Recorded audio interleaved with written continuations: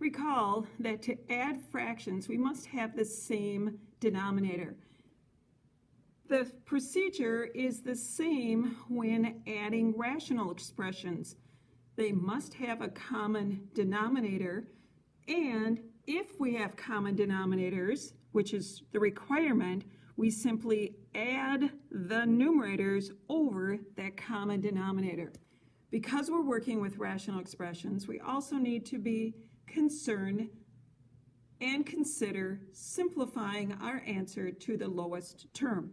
In this first example, we're adding these two rational expressions together. They have the requirement of the common denominator, so we'll add the numerators together. They're like terms. 5x plus 7x is 12x over that common denominator of 18. We're done except for the fact, can this be reduced?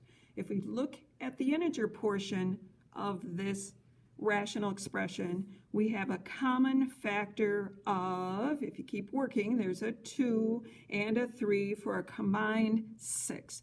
12 divided by 6 leaves a 2.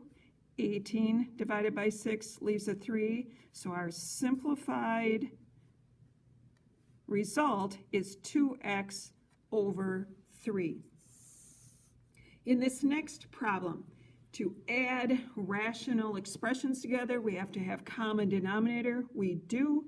The rule says then add the numerators. So we have an x plus 1. They're not like terms, so we'll just write it as x plus 1 over the common denominator.